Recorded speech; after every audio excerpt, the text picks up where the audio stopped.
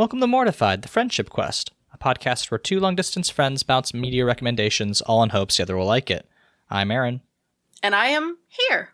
And this week, we talk Canadians and codfish with the 2017 9/11 musical, Come From Away.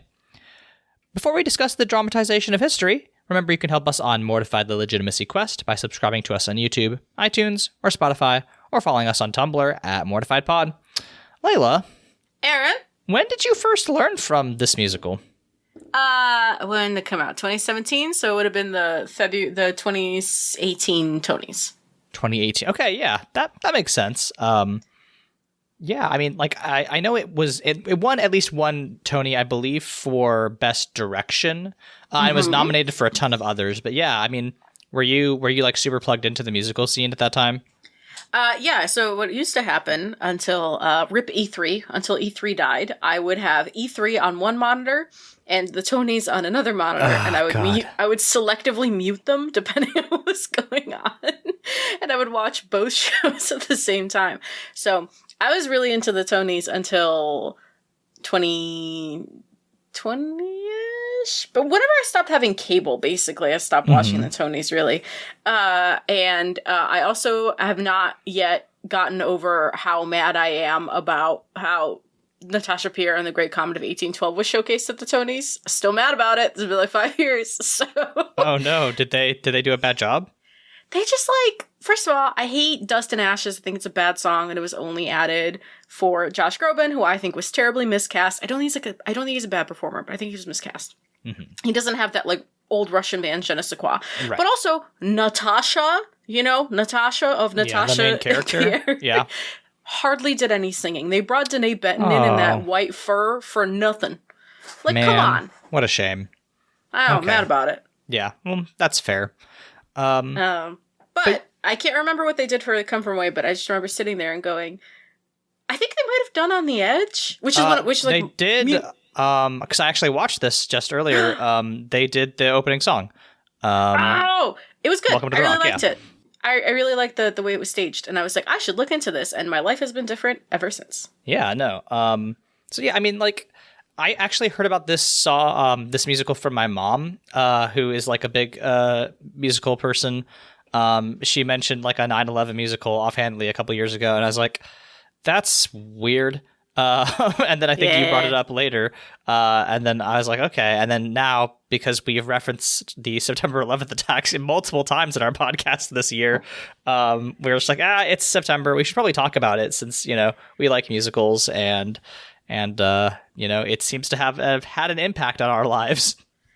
Yeah, well, I was gonna say, rare Mortified double musical. Usually we do 2 movies back to back or something. I don't think we've ever done 2 musicals back to back, which is very fun.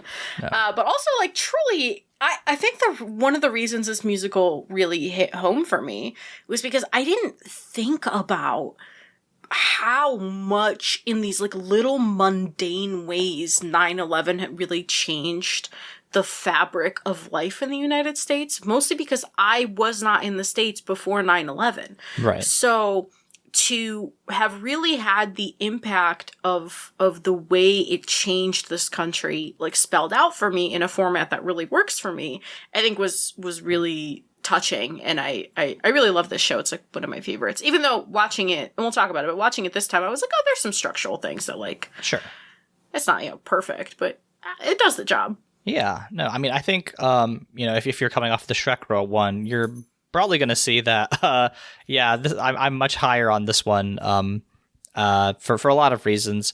Not obviously not a perfect musical, but I think it's very good at what it's trying to do, which I could not say for the Shrek musical, unfortunately. But yeah, the plot summary is basically in the week following the September 11th attacks, about 7,000 travelers were stranded in the Newfoundlandian town of Gander as part of Canada's Operation, I want to say Yellow Ribbon, which is basically their helping the United States deal with everybody who's supposed to be in the air when U.S. airspace was shut down as a result of those attacks. And this town of Gander has only about 6,000 or 9,000 people in it. So they are having to deal with this huge influx of refugees, and they do their best to accommodate this increase in their community's population. And they just make some, connections to the town. And apparently, like, this is based on a real thing that happened. So, like, to this day, there's apparently like a very strong connection that the town of Gander has with the people who got stranded there for a couple days. So strong, in fact, that a piece of the World Trade Center today rests in Gander because of like the amazing care that they took of these refugees, which is like so like. It is such a nice thing that is like almost, trite. And I think we'll talk a little bit about how, this musical, does and does not, portray, the reality of those, those situations. But, I think it is like genuinely like a, the whole, like, just like conceit of this musical. I watched them talk at the NPR Tiny Desk concert. And the guy who plays the mayor was talking about how, like, Come From Away, is technically a 9/11 musical, but it's more like a 9/12 musical because it's not really about the attacks as much as like how people responded to them and the immediate aftermath, and like how for a very short moment people came together and took care of each other, which I think is like at its core, like it is like so genuinely sincere that I think that like that's why this musical does it for me. It's just like a really, really heartfelt and well executed piece, I think. Well, especially because when we talk about the aftermath of, like, 9/11 and what it did to Bush-era America, right? A lot of the times our context is very much, oh, well, it made the country more Islamophobic. It made the country more paranoid. It did a bunch of stuff to security and the way we talk to each other and the way we think about, like, immigration and the border, and it isolated America more, and we went through this like really weird hyper patriotism, right? We remember the freedom fries thing. I think like in terms of American political awareness, I think freedom fries was like the first time that caught my attention as like a young person, like a really, really like, 9 or 10 years old or whatever. Or 7 or 8, actually. That was, like, the first time I really was like, oh, weird. Why are we doing that? That sounds silly. And this, I think, is such just an earnest portrayal of, like, the human part of an event like this.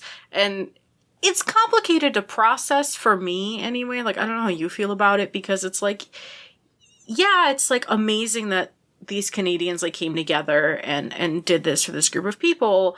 But at the same time, like, as we're sitting through wars, multiple wars abroad, right? Which in a lot of ways are like the American government's fault and have the American government's like involvement, and there's blood on the American government's hands. It's complicated, right? Because you're like, oh, like you kind of hope that this is the way things were going in other places, and it's just not. And it, brings certain things to light. Yeah. It's hard, right? It's complicated. It's weird. I think we should put a pin in that because, I was absolutely grappling with those same, like, dissonant feelings because this is a pretty, like, feel-good musical. But, yeah. Well, for the most part. I mean, I think as far as, like, a 9/11 musical can be feel-good, they do a pretty good job of it. So yeah. We'll talk about how they don't. They do something that Hamilton doesn't, which is they actually grapple with the racism. Yes. But we'll get into it. Yep. Yeah. So the musical opens with the song "Welcome to the Rock." And it's basically, genuinely very, very good song. They also, reprise it there at the end. It's part of the finale. But it's basically just the company coming together and like kind of doing their like, here's the setting song. Here's what we do here in Gander, Newfoundland, and like just kind of talking about like what everybody's doing the morning of September 11th, right? The mayor is like in talks with the bus drivers union. There's a new reporter at the local like TV station who's like trying to get the lay of the land. People are working at the like Society for the Protection of like Animals, and just everybody's like doing normal shit. And there are Tim Hortons. You can't. Everything starts and ends at Tim Hortons. Everything starts and ends at Tim Hortons, which is a really good line. And then like everybody starts turning on the radio and then being like, okay, something's happening, and we all have to respond to that. that moment when they turn on the radio genuinely like just gives me chills every single time, because it's like the three women, like the musical is staged very minimally. Like it's chairs, tables, there's like some signage, but it's mostly like handling of props. I think, man, stage managing this must be so much fun, because there's just so many like there's laundry baskets and hats and stuff. It's a good time. But these three women like come to the front of the stage and they're like, I'm here, I'm at the office, I'm taking my smoke break, I'm doing these things. And it's just, it comes from these like complicated harmonies and this like very, very, you know, a lot of the music is based, in a little bit of like a folksy Irish tradition almost. There's a lot of like stomping and a lot of clamping, a lot of rhythmic, because there's a lot of Irish immigrants in that area. Mm-hmm. And there's just complete silence. And they say, we turn on the radio, and then it turns into this haunting little melody, and they go, you are here at the start of a moment at the edge of the world where the river meets the sea. And that's like one of their big refrains. It chills up my spine every single time. It is such an effective, like, good moment.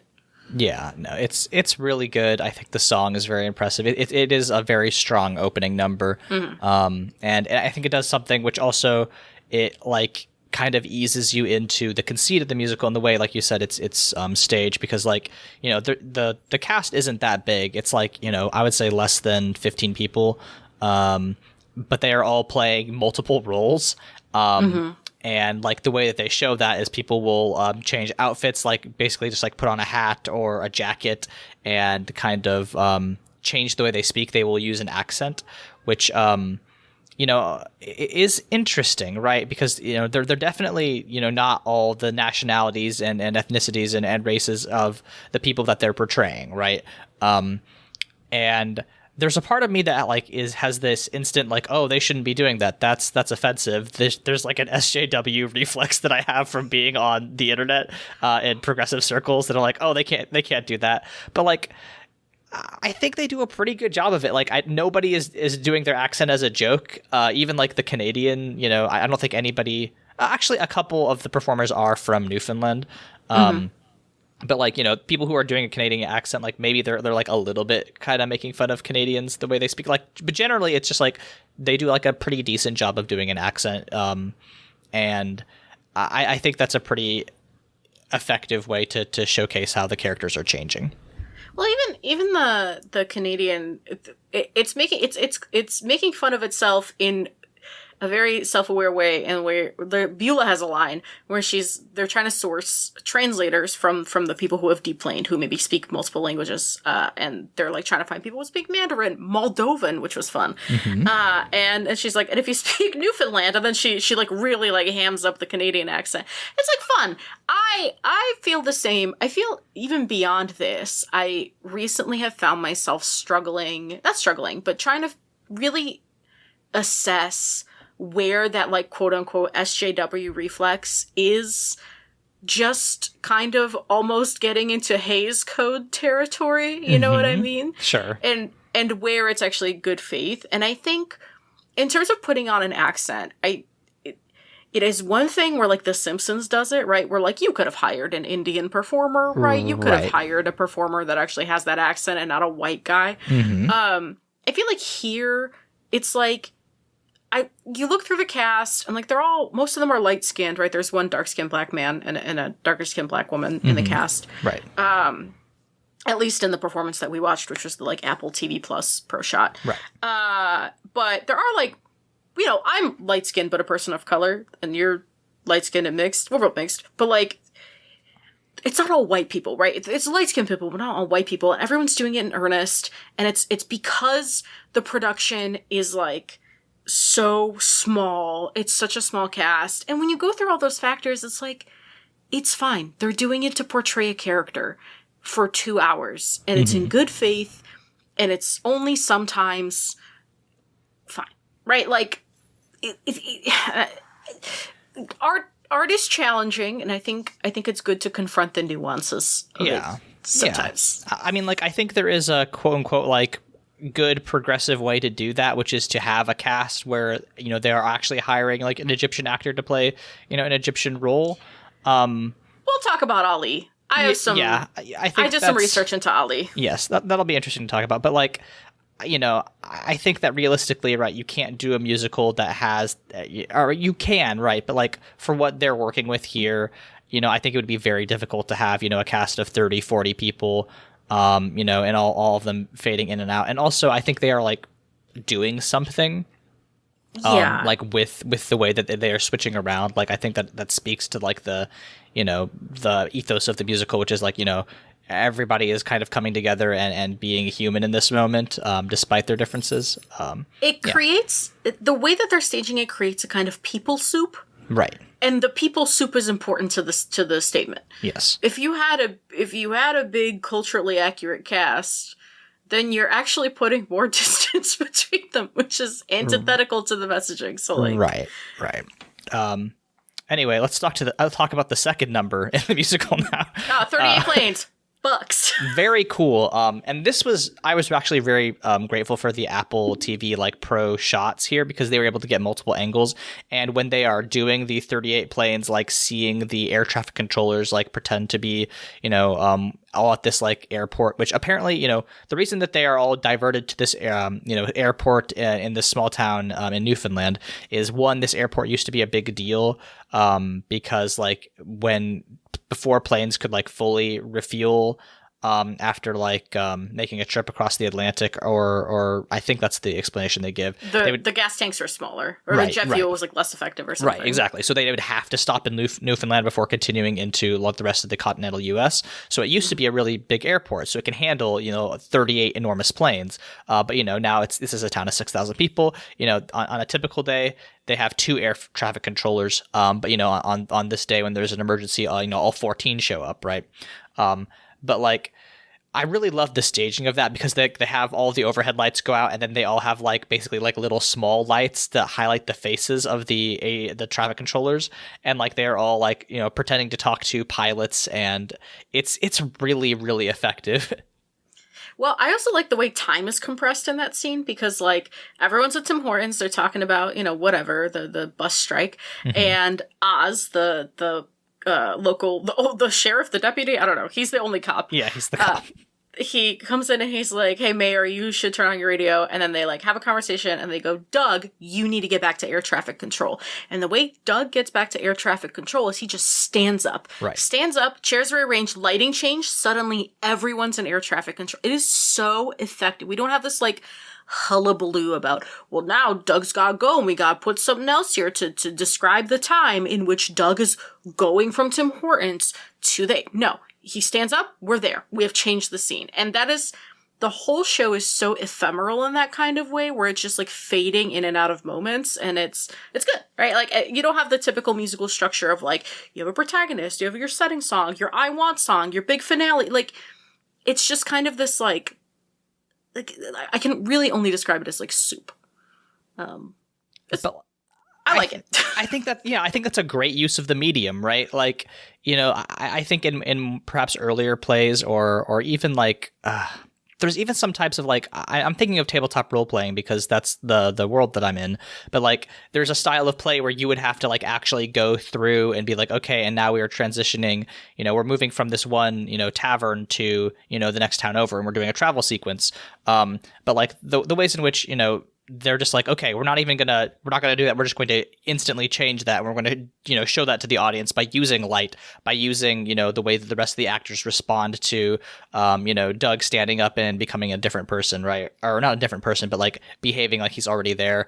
That's just like a really cool thing that like, I think the show really leans into the strength of what live theater can do in a way that like it kind of shows the strength of the medium, right? Like that this is why live theater is so cool, is you can do shit like this and the audience is like has the expectation like, oh, okay, yeah, I get it, right? Live theater has the highest threshold, or sorry, the lowest threshold of suspension of disbelief, right, from anything else, right? And when I talk about video games, because the world I'm in, and tabletop, I think we can actually group tabletop and video games for this thing, but like that, people always compare like, oh, well, like making movies must be more similar to video games, or like, is it actually producing music that's more similar to video games? It's theater.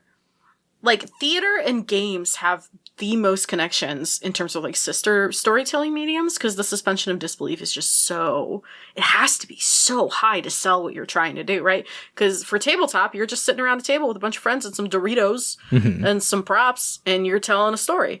And it's the same for theater. You're in a dark room full of people and you're telling a story, and it's crazy how much you can get away with doing so little.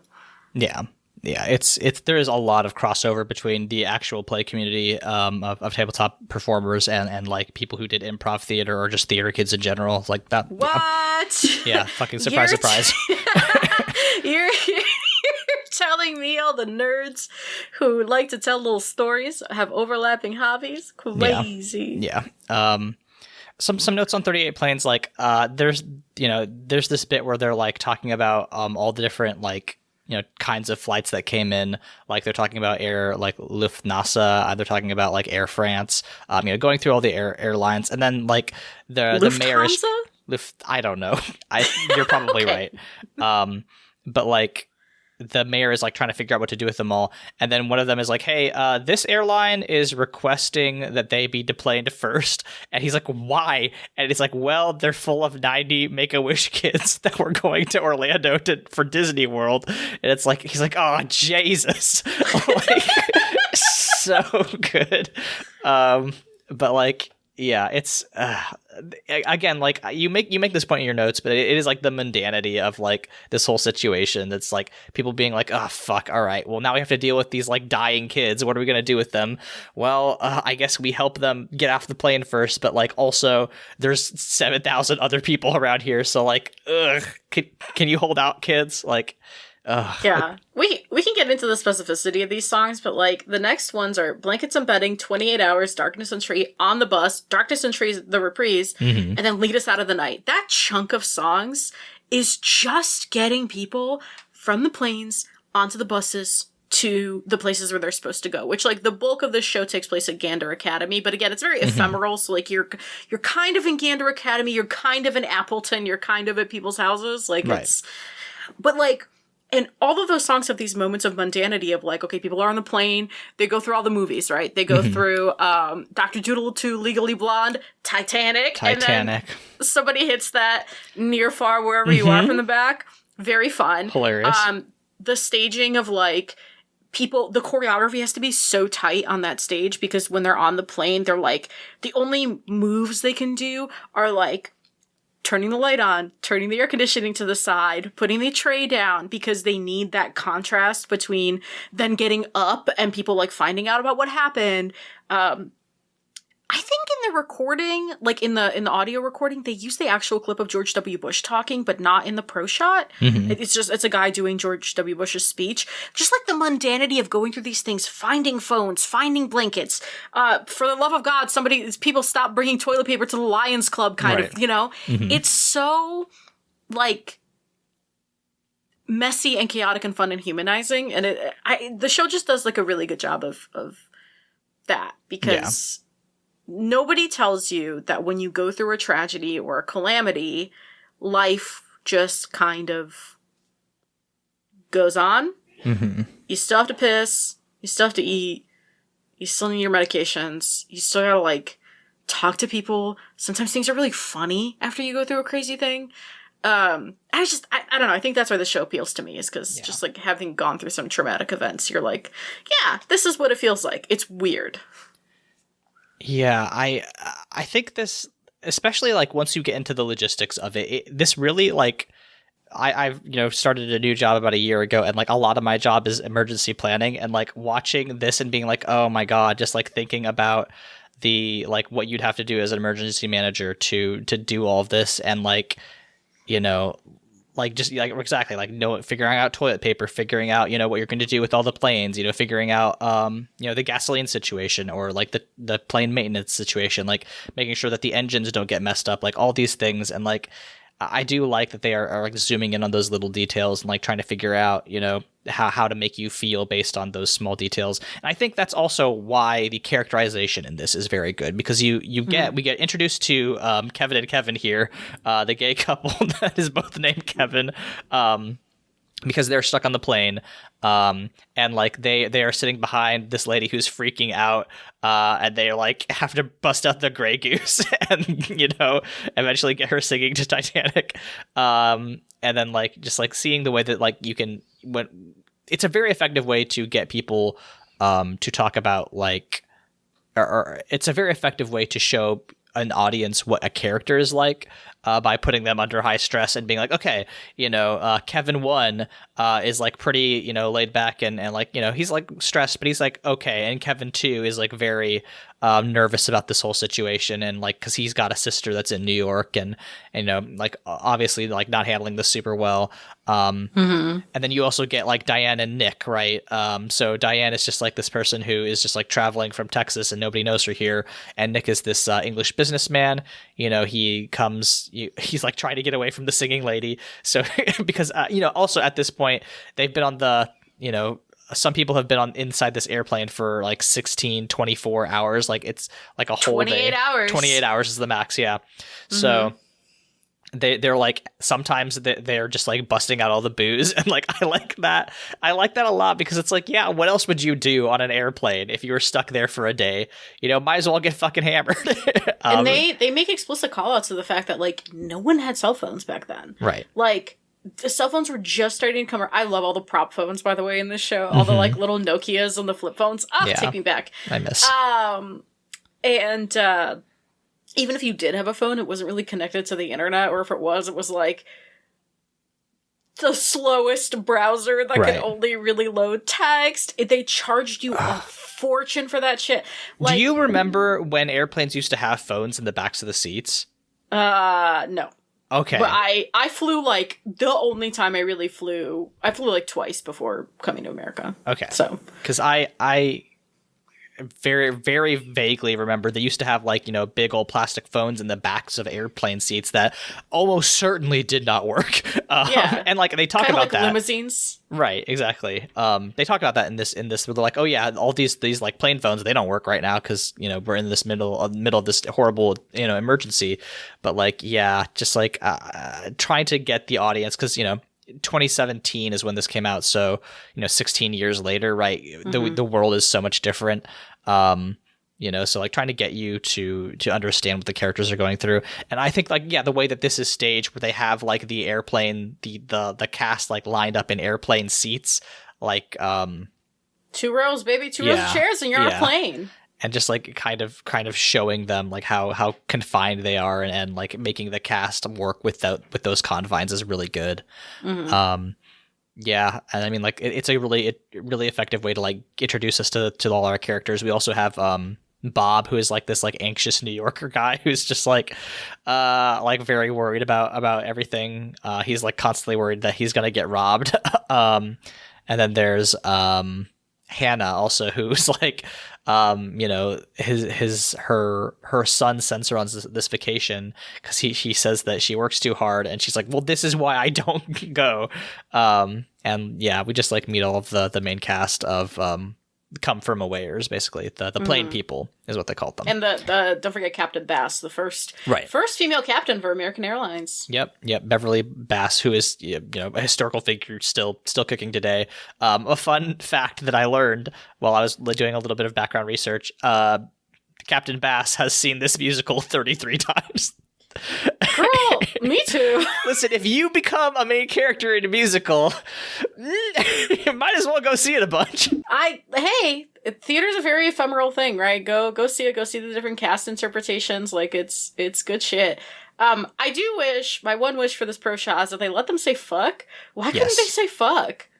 Oh, there were like 2 F-bombs and they got censored both times. Oh yeah, I don't know. Maybe that's Apple or something. But even during the Tony performance, right, where they're like, where the cop is talking about saying slow the fuck down, right? He writes out STFD. They made him say STHD during the Tonys. Slow the heck down. Yes. Slow the hell down, but still, like, come on, the Tonys. Well, even the part you were talking about with the Xanax, which was Kevin stands up and goes, would you like a Xanax? Because you are freaking out, and it's freaking me out, and we're all freaking the fuck out. He didn't get to say, he said frick. I'm like, oh, that's weird. It's a little bit. like that. Yeah. it's yeah, obviously, right. It's weird to see like live theater interpreted in a way that like it has to be filtered through an American corporation, which for whatever reason wanted them to not say curse words. I don't know. And couldn't get the rights for the George W. Bush speech, right? Very weird. So that is a federally produced product, and anything so that's should have been able to. Right, it should have been free, right? So I don't know why they didn't do that in this recording, or yeah, but like, because I swear to God, if you listen to the recording on Spotify or whatever, like I swear to God, that's George W. Bush. I mean, maybe it's not. Maybe it's just like an incredible GWB impression. Maybe, I don't know. But yeah, that should be public domain. I think the first part that got you was I think it's on the bus where the African family is getting taken to the Salvation Army camp. Yeah. I really liked that because like, so yeah, right, they eventually, after like almost or more than a day of waiting, they start getting everybody off of the planes. They worked something out with the school bus union, so they're starting to transport people. And like they talk about how there's like a plane full of African passengers, right? Firstly, the way that they do the bus driving is really funny. They have them, instead of facing sideways at the audience, they're now facing directly to the audience, and they have everybody lined up in the chairs again. And there's a bit where the two bus drivers are talking to the rest of the passengers, and then they all kind of slam on the brakes, and it's all quiet, and they're like, "That's why we don't speed." That's a moose. And then like the passengers sort of like poke their heads up from behind the seats, and then they just kind of sit there for a while, and they're like, she'll move when she's good and ready. Because what else are you gonna do? It's a huge fucking dinosaur. If you don't know how big a moose is, go Google it. They're it's not a deer. Whatever you think it is, it's bigger than that. They're like house sized. It's fucked up. they are the fucking, like, how there's like little cute little Tacoma like pickup trucks you can get, like, oh my God, I have a little pickup truck. No, they're like the quarter ton, like massive ultra wide, that they are the fat asses of like the deer world. They're gigantic. It's insane. We still have megafauna. It's just it's just in Canada. Yeah, it's just north or underwater. Yeah, but yeah, also don't fuck with the whales. But yeah, like I really like this point because they're talking about these African passengers, and they they are coming into the Salvation Army camp, and like all the people of the Salvation Army, they don't usually wear their like little uniforms, but they're like, these people are going through a hard time, we're gonna put on our best for them, and they put on the Salvation Army uniforms. And the people in the African camp are like, why are there soldiers outside? Which is like a completely genuinely fair question, because like, yeah, they do look like military uniforms. It's literally the Salvation Army, right? And like, there's this really great moment where the bus driver is like, "Oh shit, they are scared, and I don't speak their language. What am I going to do?" And he notices that they have like I'm getting choked up. It's a good musical. This is embarrassing. I posted about this on Tumblr, but like I was watching this at my desktop last night, and like my wife was on the couch, doing a craft, and like I was just like I would be so embarrassed to be her, because like every like 5 minutes you would just hear like a sniff, just like a little sniffle coming from me, just like looking dead on, like trying not to cry.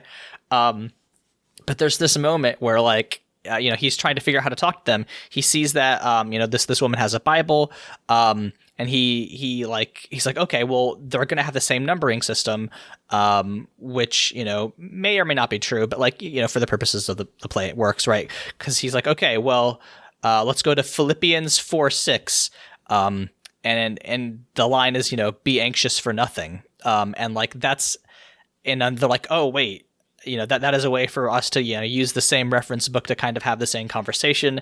And like, I'm a known Christianity hater, but like, listen, it's a great moment, because then it's like that, and they're like, and that's how we kind of learned to start speaking the same language. And like, it is just like a moment of like human connection, like trying to use a shared religion, a shared cultural text to communicate safety. And that's like really beautiful. I really liked that scene. It's what you want religion to be. Right. Alas.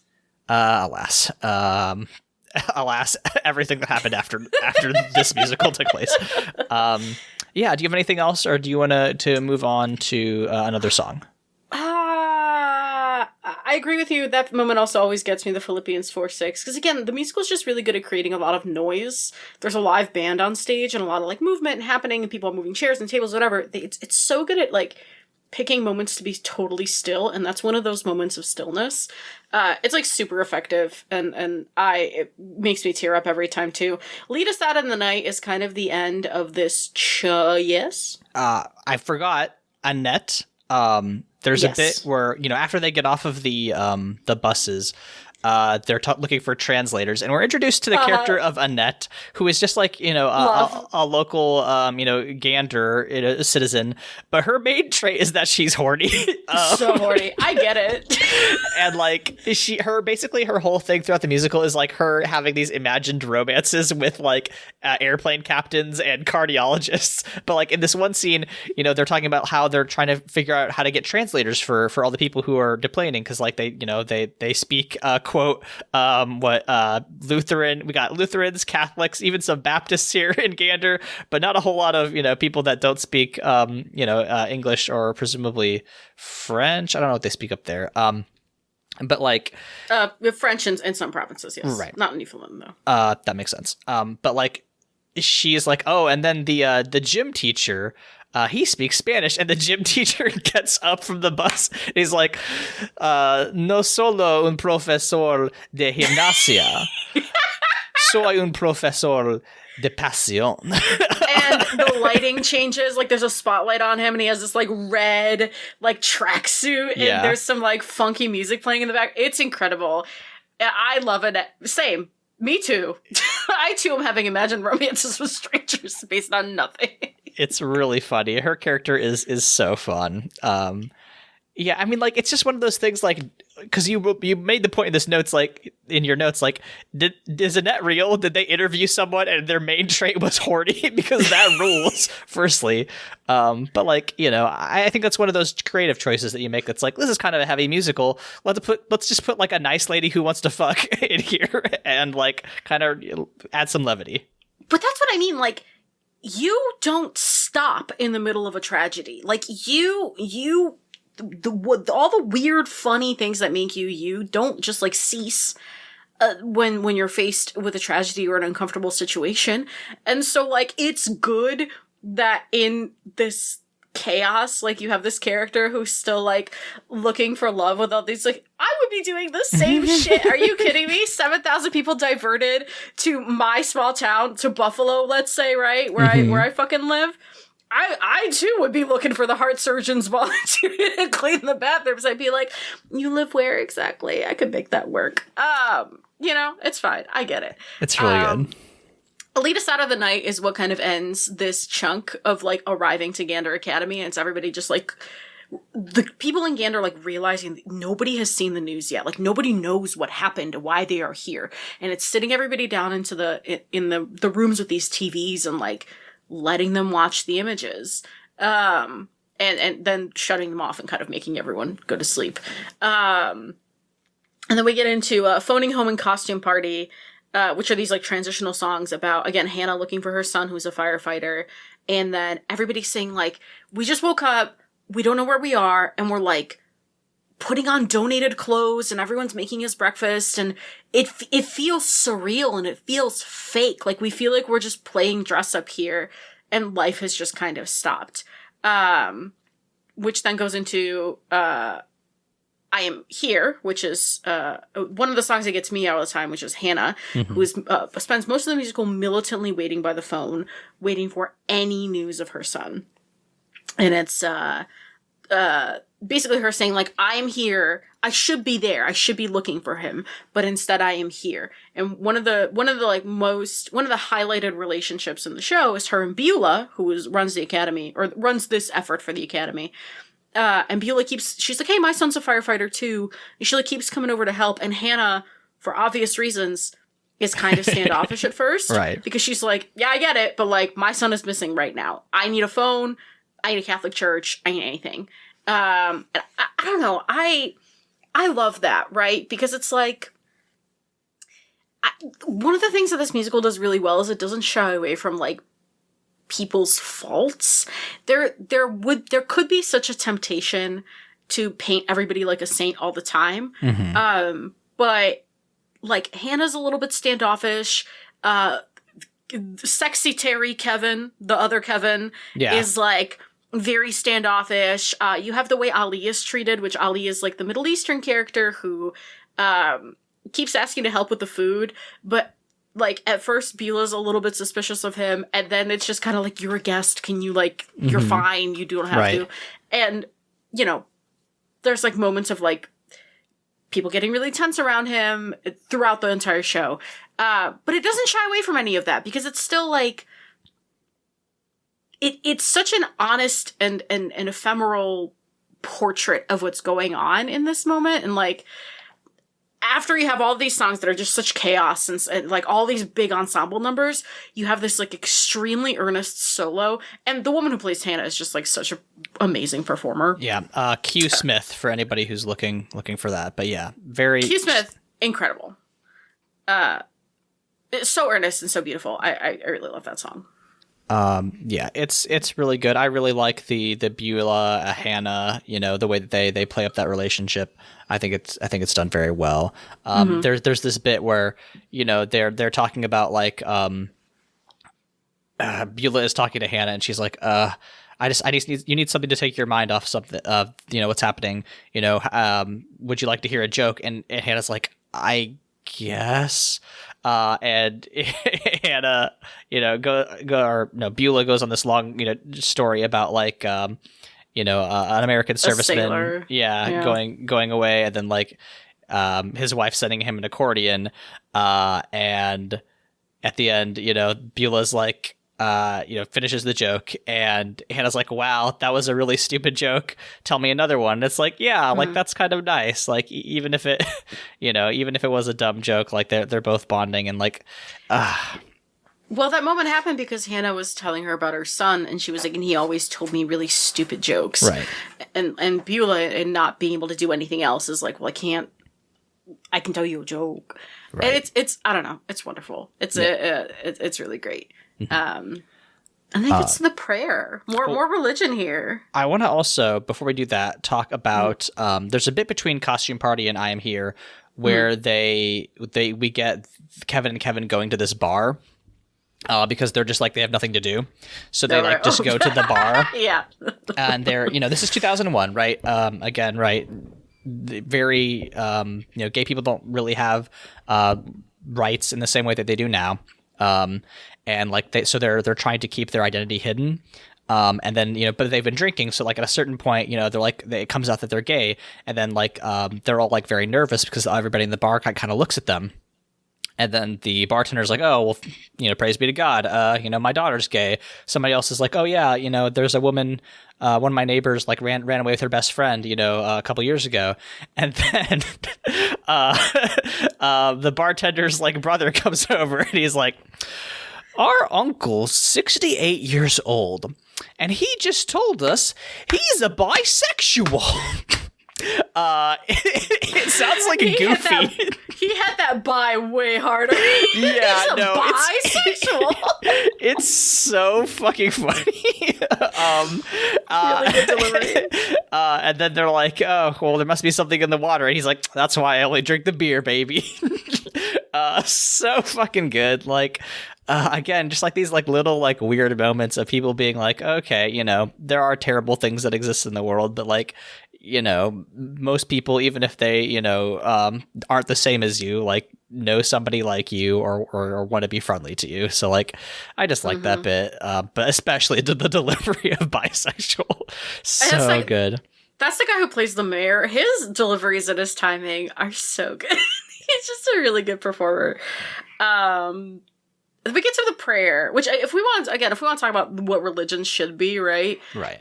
There's this moment in the middle of the song where it's like a rabbi had been diverted, and somebody who lived in Gander, whose parents escaped the Holocaust and told him never to tell anyone he was Jewish, like comes and tells this rabbi his story in the middle of this like choir of Christian and Muslim and Jewish prayers, and it gets me every time. It's really good. Yeah, like there's Hindu people, there's the Muslim people, there's, you know, like all these different like faiths singing, and like a lot of them are in like non-English languages, and it's again really, really beautiful. It's just like, it is a very affecting song. It's really good. We were talking a bit about accents earlier, and it's I think what it boils down to is like, it is a tribute. Right? It is an honest and earnest portrayal of these cultures that all kind of assembled, and it is like, yeah, I don't know. It's good. It's really just so earnest and so respectful and so loving of like this moment of like mixing, that it's bless you. It's you kind of stop thinking about it, right? You really, at least there are moments where you really melt into the performance, and you kind of stop thinking about the logistics of it, which is the goal of a performance like this. And then my favorite song is right after this, which is On the Edge. Oh, yeah? I love a mob song. Famously. Yeah, I mean, listen, they are very good. I'm using allmusicals.com. I don't have any lyrics for On the Edge. What? It's on the edge of the world of wherever we are. Oh, it's so good. It's just like everybody's hasn't slept in like 3 days, and they're all like at each other's throats. And again, it doesn't shy away from the racism, because it gets into the like Ali, right? The chef gets to call his daughter in Egypt and is speaking Egyptian to his daughter.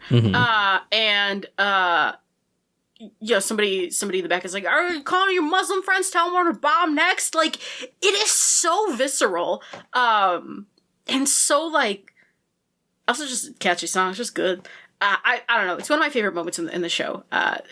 The contrast between, like, the peaceful, like, harmonious prayer and this, like, cacophony of, like, restlessness and anger and, like, the worst impulses you could have. That's good. That's a good show. I'll just tell you. Yeah, no, it's good, and I am glad that they don't, you know, try to shy away from it, right? Because like the legacy of the September 11th attacks is inextricably tied to the legacy of American racism, right? And like you can't. It is a very smart choice to not shy away from that, even though like I mean, do you want to talk about how Ali is like not? He's not a real person. Ali is based, his portrayal is based on the experience of like 5 passengers. And no specific person was interviewed, I think, they didn't interview anybody, as I learned. Because there's an article, so Kevin is actually from Austin, not from LA. And the Austin American Statesman did a write-up on him, which if you live in Austin, bitches love the Austin American Statesman.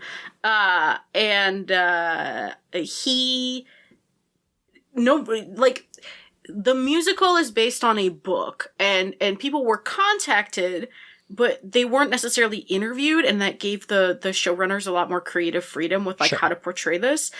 And there's a part of me, kind of like the accents thing, there's a part of me that's like, do you really want to make like basic, because Ali is also like the most generic name you could have. It's like the John Smith of the Middle East, right? Yes. I say that as somebody whose dad's name was Ali, right? Like, well, there's a reason. My name is basically Jane Doe. Like, if you throw me back in Baku and you yell my full name in a square, 9 women will turn around. But, you know, there's a guy named Ali, he's from Egypt, and, like, his daughter, and he's the chef for this international hotel chain, and he gets, like, some depth, and the bulk of his interaction is with Beulah. He is both an avatar for, like, people overcoming prejudice, but also this, like, magnet for prejudice. And there's a part of me that's like, I wish there was more. I wish there was another, maybe Muslim person. But then I'm like, but is it me kind of wincing at a lack of representation? Again, that quote unquote SJW reflex that you talked about. Like, is it me wincing at wanting, like, more depth and representation? Or is it a fault in this musical? And I think structurally, for what this show is trying to do. I do think Ali is, I would have maybe not picked Ali as the name, but I do think Ali is enough. Right.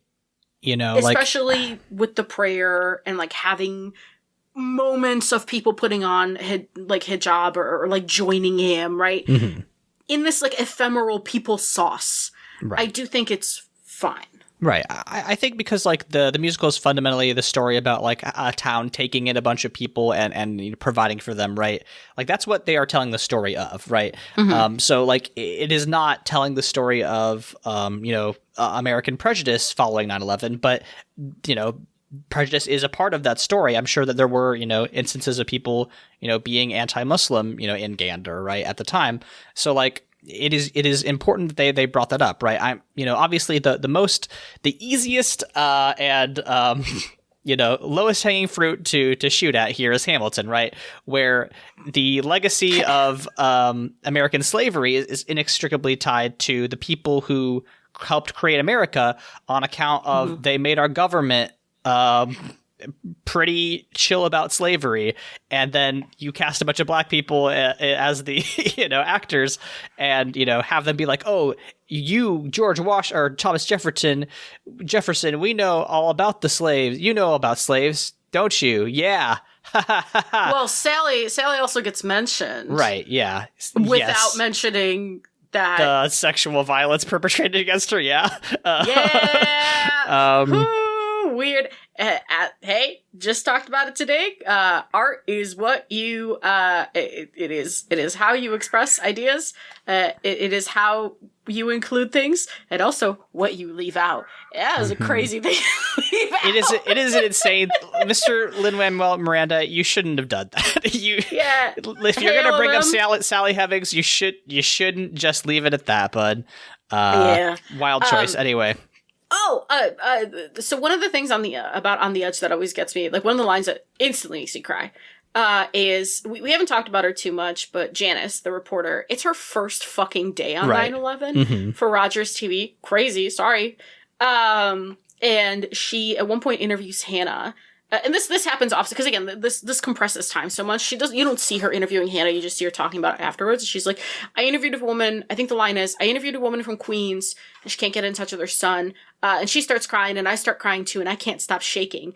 I'm like tearing up saying this and I don't want to do this anymore. And it is so like, I think it's especially pertinent now with like, again, there are there are three humanitarian conflicts on that we are hearing about constantly, right? There's the war in Ukraine.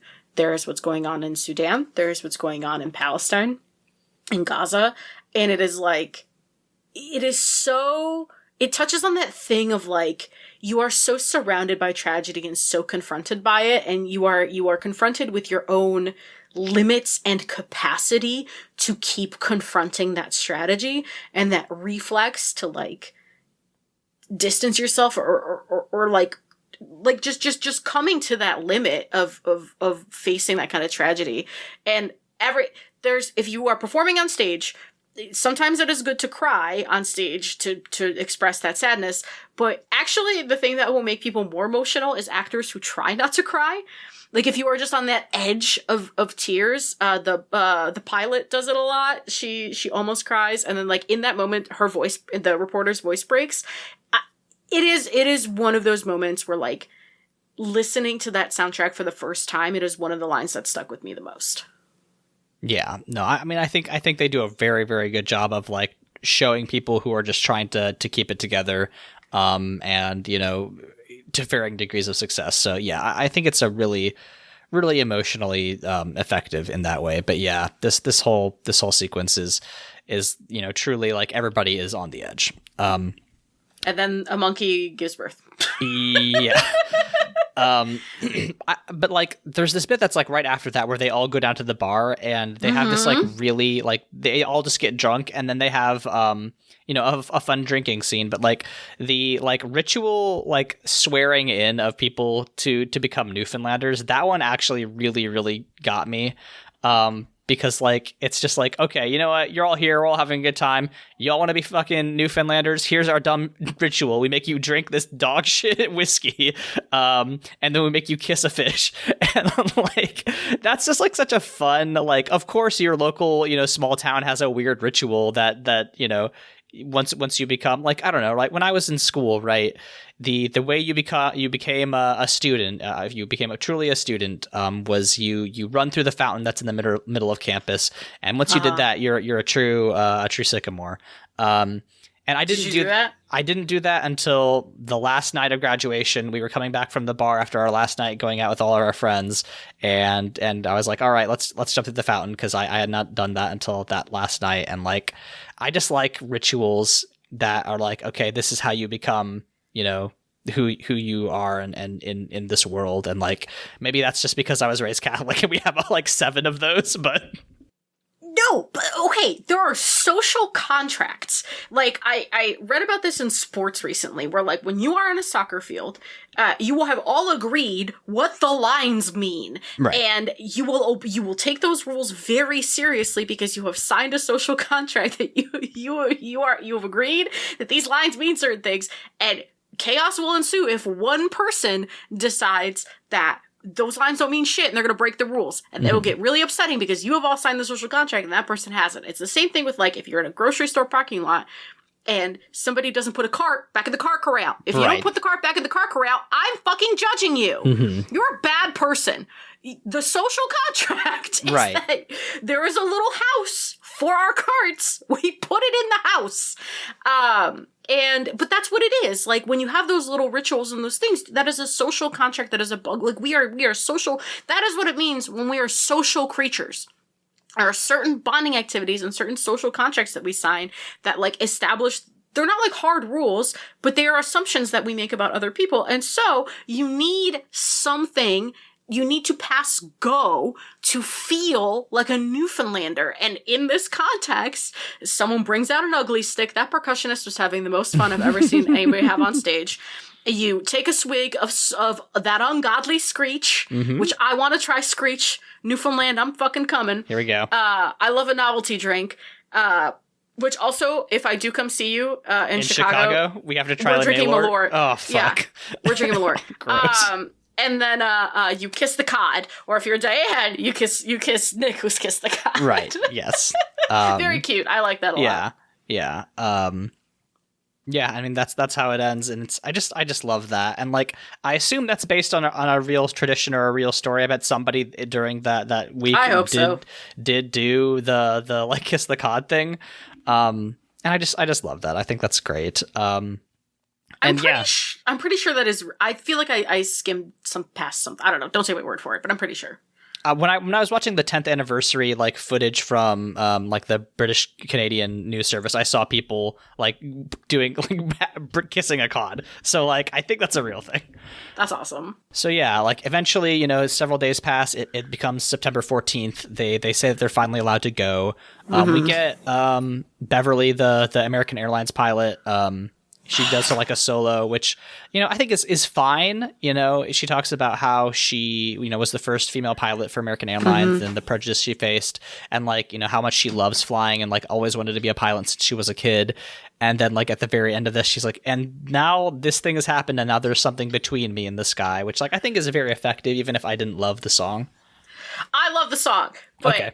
I fucking hate. So I'm not a big girl power song kind of gal. Like, if you're like, oh my god, this is like a girl anthem, I usually don't like that song.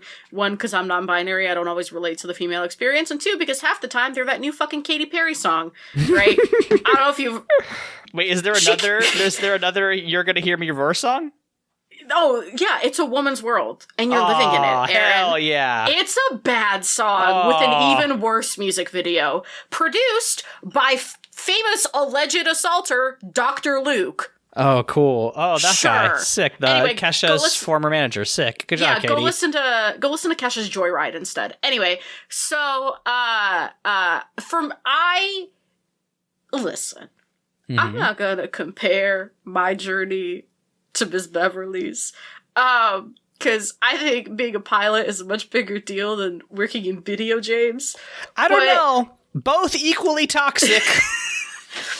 But I think I found something so deeply relatable in the telling of the story of like, as a child deciding you are going to do something and then just like not perceiving that failure or your inability to do it will ever be an option. And just like continuing to push until you get the recognition and you get the thing that, you know, you want to do so badly. And on top of that, the moments of her being like, oh, suddenly I'm a mother and suddenly shocked at how much they've grown and suddenly I'm 51. That passage of, like, I found that passage of time very relating because I feel like I turned around and I'm almost 31.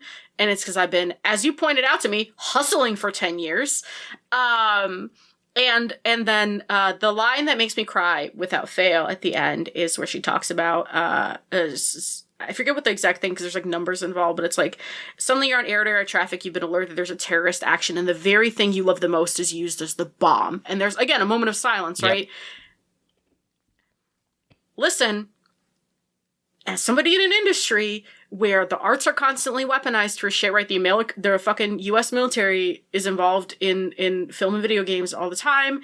As somebody who's seen, like, devs harassed for making art, you know, as somebody who read the Blizzard lawsuit where a woman died just by being involved in this industry because she was so harassed, like, it's heartbreaking, right? And I feel that moment to me is very, like, visceral, because I feel like there have been moments in the past 10 years where I have felt that, like, really, really intimately felt that, where, like, oh, this like thing that I love more than anything is being used to hurt people. And there, it makes you cynical. There's a barrier. And so I love Me in the Sky. I think if you're going to give me a girl power anthem, it should be Me in the Sky, even though I fucking hate airplanes. But you know what, Miss Beverly, live your truth. Shout outs to Beverly Bass. Yeah, I think that's go very see good. it 20 more times. She's still kicking. She might. They're all that's like, what I would be doing in my retirement. Yeah, I think she's earned it. Yeah, so they're all like, Sully. You should talk about Beverly more often. Yeah, there's the Dover Fault, which is Nick and Diane's like love song, which is not very good. That's fine. Sorry. Doesn't do it for me. You guys deserve better. Sorry. They do have one very interesting note that's like, okay, while they're doing that song, they note that all the kids who are supposed to be going to Disney World, who, like, you know, now they have to all go back to their original point of origin. So, like, you know, they're not actually going to end up going to Disney World. But all the kids, like, don't care because they just, like, got to hang out in Newfoundland and got canoe rides and, like, we're hanging out with people. Like, ugh, that's so cute. I'm so nice. It is. So I think, in terms of, so I recently watched the Rodgers and Hammerstein Brandy Cinderella for the first time. Have you ever seen that movie? I've not seen the movie, but I believe I've seen the play. Next year we should watch it, because it is Whitney Houston and Whoopi Goldberg are hoots. Whoopi Goldberg's entire performance is like squeaks. It's incredible. Movie of all time. But the love song, the big, like, there's a bunch of love songs. It's fucking Cinderella. Mm-hmm. But the love song that I like the most is 10 Minutes Ago, which is funny because when we did the show and when I was in high school, I hated 10 Minutes Ago. Right. I was like, what do you mean you saw me 10 minutes ago and we're in love? It's so fucking stupid. But now, having seen the entire play in its context and kind of like understanding media better, 10 Minutes Ago is such a wonderful love song because it really creates this like dreamlike surreal atmosphere, and it takes the prince and Cinderella out of the context of the ball and just like puts them in this dream space for a couple of minutes where they're just like dancing, and it really captures a moment. That to me is one of the heights of musical theater love songs. I wish I would have so much rather Nick and Diane gotten like a minute of a dream, you know, like a minute in isolation from all of this, which I think is what Stop the World was trying to do. Mm-hmm. It just didn't succeed. Nope, not really. It's yeah, I don't know, weird. Yeah, you can't all be bangers. Listen, no. Sometimes you need to slow down the momentum. In a musical of bangers, you know, you can have one flop. Right. It's fine. It's truly fine. And like the pace of this musical is so, maybe that is what did it, is like this musical is so fast paced that like having this like much slower beat, especially following the Me in the Sky, right? There's a lot of, it really does slow the musical down there at the end before it picks it back up for the finale, but it's fine.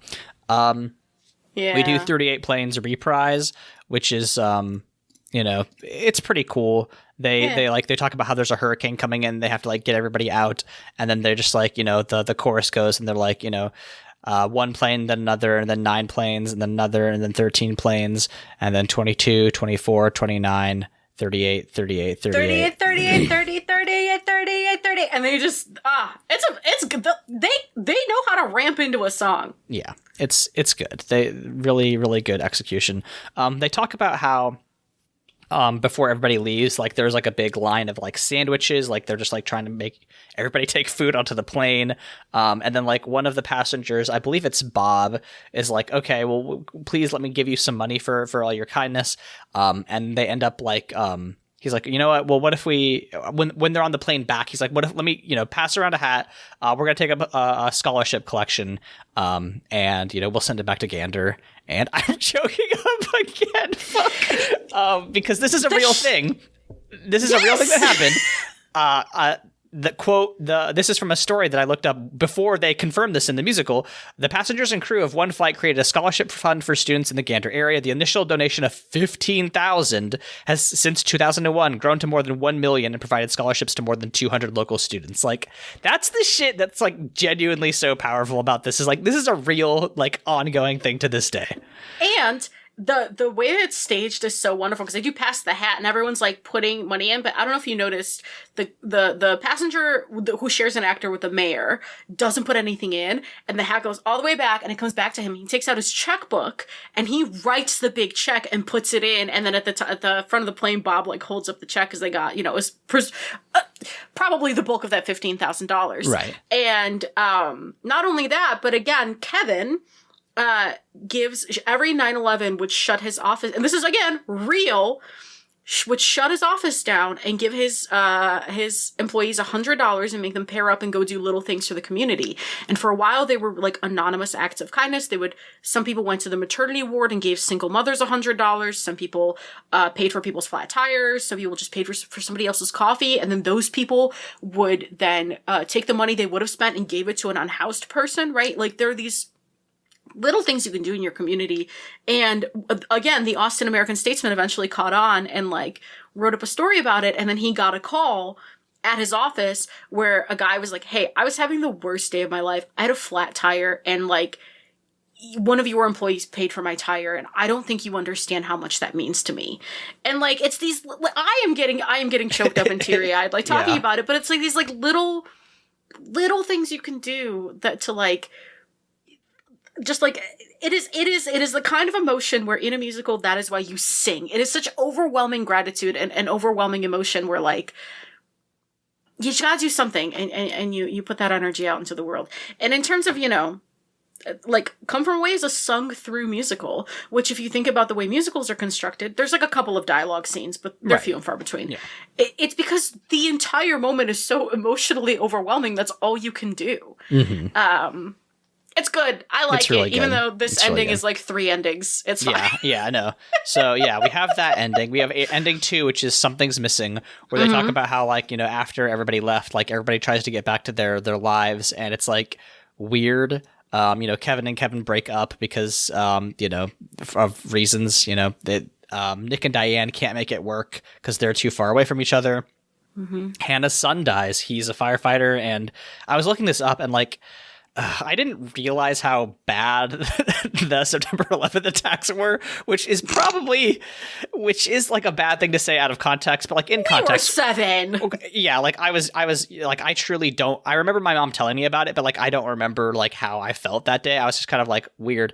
I remember drawing like a very gruesome picture of the attacks in my like notebook. But like that's besides the point. I can picture the footage like clear as day. Yeah. Of that plane making impact. Yeah. That's, I don't know. Like we are like the generation, the last generation of people who like, maybe or maybe doesn't remember September 11th. So like it's, very strange. Well, in your defense, you didn't have to fly into New York City a month later. Yeah, I wasn't also taking a trip. So you weren't emigrating to the point of impact. Yeah, I like we've said before, did not fly over Ground Zero. Nope. Yeah, but like, they're talking about all these things, and like, I'm talking about Hannah's son, and like, so like 1,000 firefighters were deployed to Ground Zero, and like over 300 of them died. Like that's crazy. Like that is an incredible casualty rate.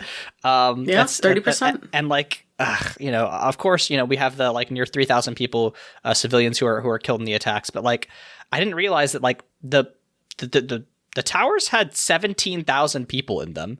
Like, because of the work of the New York firefighters, like so many people were saved. Like an 86% like survival rate of that attack is like genuinely incredible. Like, man, back your volunteer firefighters. Truly, like. Truly, EMTs and firefighters are out there to genuinely help people. They're great folks. And that's why in the modern era, like, that's why Rudy Giuliani has a national profile, right? Rudy Giuliani didn't just sprout out of the earth. He was the mayor during 9/11. Right. And like Giuliani and George W. Bush, there really was a moment of like people like people putting aside certain preconceptions on certain notions to like really like come together in the moment.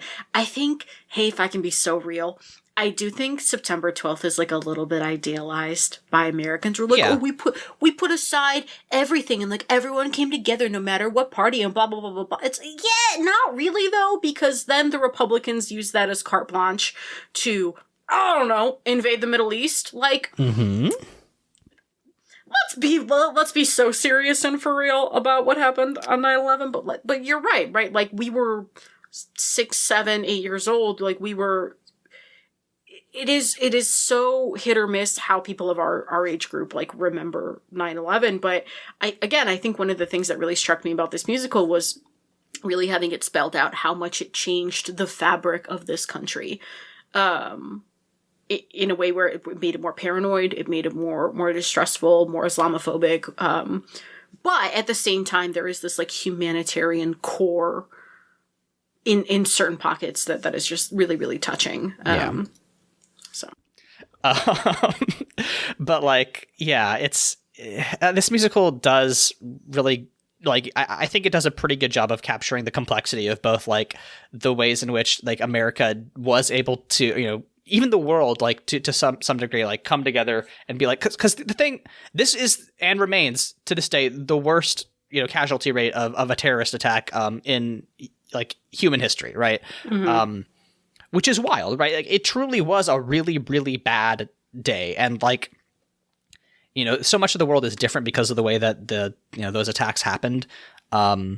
But yeah, like it's complicated, right? You can't really ever go and watch a piece of 9/11 media and feel okay about 100% of the outcomes, even if they are like talking about the heroic actions of many, many people that day, because ultimately, so many worse things, came out, like despite the goodness of what happened of people's actions that day, that like it's hard. It is hard to do 9/11 not content gross.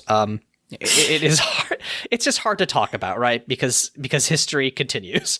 You have to carry it as an adult human being. You have to be able to carry multiple truths about situations, and unfortunately, there are multiple truths just contained in this musical. Of like, yeah, there was a lot of humanitarian coming together, but there was also still racism and tension and all these things. And it's the same for 9/11, where, like, yes, obviously it is horrible that 3,000 people died and 300 firefighters died, and people got sick from the fucking buildings coming down, right? Mm-hmm. But also the retaliation of the United States and the conditions that created the onus for that attack in the first place are also worthy of criticism, right? You have to carry multiple truths and pick the thing that's actionable, which for the people of Gander was to feed and house these people, right? if, again, we've brought up how this has echoes of modern conflict. If you want something actionable and small to do, you could donate to Crips for eSIMs, which is a organization where they, a bunch of people are buying and refilling eSIMs for people in Gaza, or you could donate to, I have a recurring donation set up to Doctors Without Borders if you're looking for like an organization. Or there's plenty of like lists of verified fundraisers for folks looking to get out of Gaza. So look for the small actionable thing, learn how to carry multiple truths. And, remember that people are not their governments. I think that's also very important because the Americans portrayed in the show, not representative of the American government, as we know. And that's my little SJW soapbox. There we go. We started out being anti-woke, but then the woke mob got to us here at the end. Damn it! They get us every time. Now they're gonna trans my gender. Shit. Shit. Well, when we're not getting our genders trans, Leyla, where else can we be found? I always get my gender trans, baby. Well, where can you be found on the internet while you're getting your gender trans? If I'm non-binary, does that mean I'm just in a constant state of flux? So you find me at LEYLSCS on LEYLSCS on Blue Sky and on Tumblr. I am painting more often. I've painted 37 days in a row. I've been doing That's dailies. Really good. Thank you so much. I'm painting a lot of children's blocks right now to learn how light works. I've also started thumbnailing my comic again. Don't tell anyone, though. All right, we won't. We won't. What are you? You can find me on Blue Sky at AA Voight, Monster Factory fanfic on Tumblr, and YouTube at AA Voight. My latest video is about a memory called Empire and the RPG Dialect. So if you like weird language and the ways that language can be used as a tool of imperialism, check that video out. Ooh, we should play Chants of Sonar. Oh, we should. Okay. We'll talk about that. We'll talk about it. Our theme song is Obsolete by Keshco from the album Filmmaker's Reference Kit Volume 2. You can find more of their music at keshco.bandcamp.com. Leyla, how do we want to end this episode? Well, Aaron, I'm 31 years old and I'm a bisexual. Thank you. We'll see you all next time.